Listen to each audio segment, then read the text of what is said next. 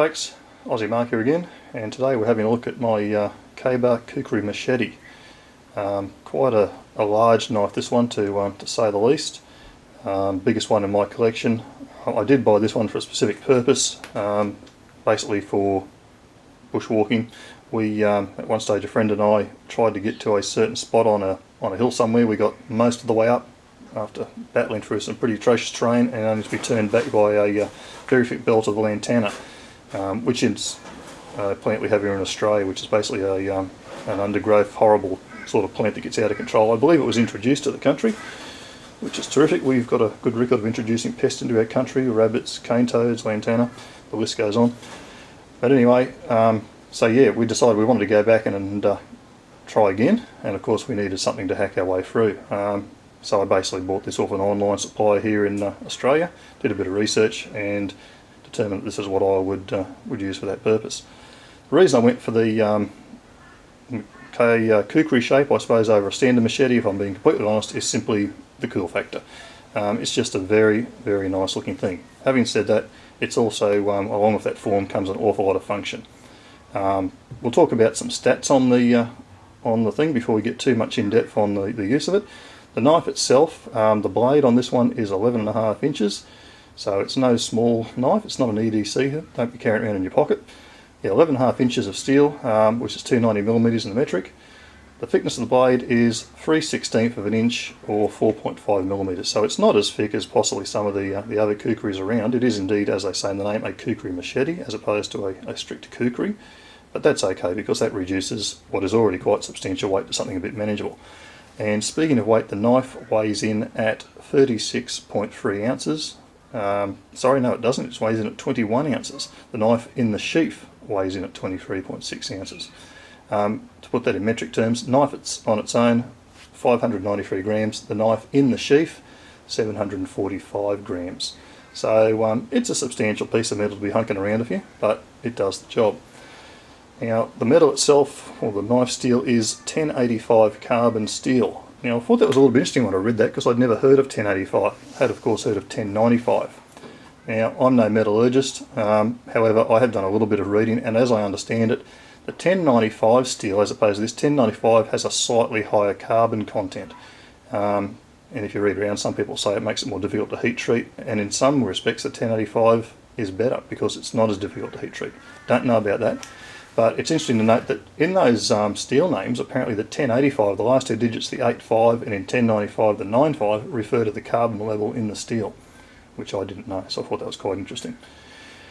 The blade, as you say, blade shape, well, what can we say? It's a kukri shape. You know, they're very distinguished, easily distinguished. There's nothing quite like them anywhere else. Very front heavy, of course. The balance point on this knife is, where is it? Somewhere around there. So as you can see, it's a front heavy blade. Now that's good for these chopping tasks. Obviously not so good for delicate tasks, but if you're trying to belt your way through some undergrowth, or if you're doing some chopping, maybe de-limbing a tree, we might try and do a little bit of that at the end of this video, roll that in. That front weight is going to make your life a lot easier.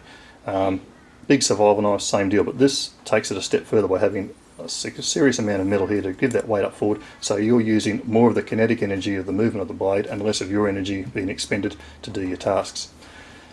The handle itself is very, very comfortable indeed. It is brilliant. It is not a traditional kukri handle, and I'm quite happy about that. It's a material called Kraton G, and we'll bring it up closer so you can have a bit of a look at that handle. It's firm with just a little bit of give, and it's nicely textured, and of course it's got these ridges. And at the back, you can see there, so your hand wraps in and really you can't go anywhere. It's very, very nice like that. The other thing that's quite interesting about this knife, and it's a thing that K-Bar use on a couple of their knife, is you'll see at the front here, I'll just grab out a pointer, any excuse to break out another knife, and you'll see it's flared at the front here, and the reason that's done is so your hand won't slide forward up onto the blade. So it doesn't actually have a separate guard as such, but that performs that function very nicely, and it's indeed even flared at the back here, you'll see, and that locks your hand in there very nicely. Now I've put a lanyard on mine. That's a personal preference. I would, however, strongly recommend anyone do this. If you're going to be using this in a machete type of use, which is what it's for, glove up, but certainly have a lanyard on. If this thing gets away from you, and especially if you're with someone else, it's going to do a heck of a lot of damage. So you really should, in my view, be putting a lanyard on a knife or a machete of this size, purely for your safety and for others' safety who you may be out in the outdoors with. What else can we talk about this knife? The grinding on it is, the sharp edge is done at 20 degrees according to K-Bar, and interestingly enough, when I had a look at this just before starting this review, I discovered, much to my surprise, that this section of the blade here is in fact hollow ground. Didn't expect that.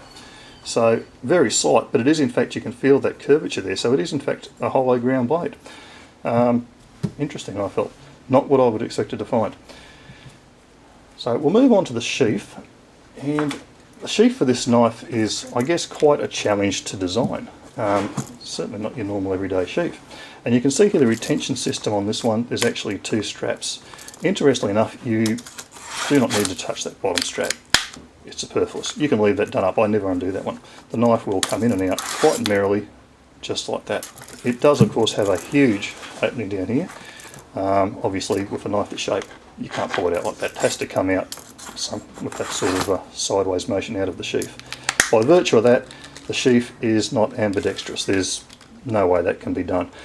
And of course, what I do with this, I generally don't wear it around, obviously, but if I'm out in the bush and I have got in use, I put the sheath on my belt, and basically I have to wear it with the sharp edge facing forward. It's not that big a deal. It's quite easy for me to draw this out, just wrap my hand around sort of on the inside of the blade as it sits against me, bring it out, and I'm ready to go.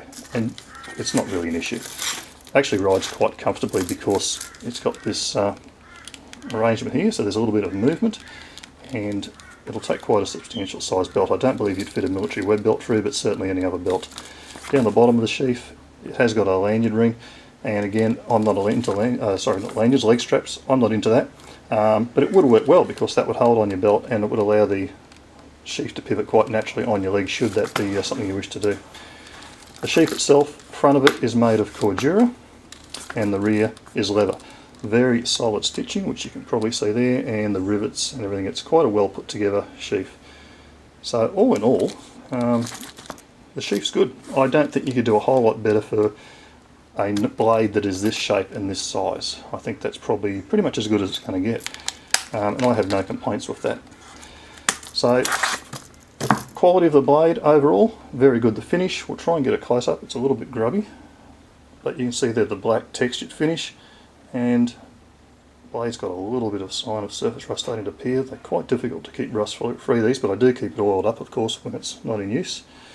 It's got a slight false edge up here that you can see. It's not sharpened. I'd see no reason you would sharpen that. I don't know how this would go for battening. I think that'd be an interesting experiment. I dare say it'd do okay, but the trouble is it might bind up on this rather substantial section of flat blade up here, and it's not really what it's designed to do, in fairness. So I don't tend to do battening terribly much, so I don't doubt if I'll be trying that with the blade. But for what it's designed for, and that is basically for use as a machete, and possibly you could use it as a survival implement, a large survival type blade.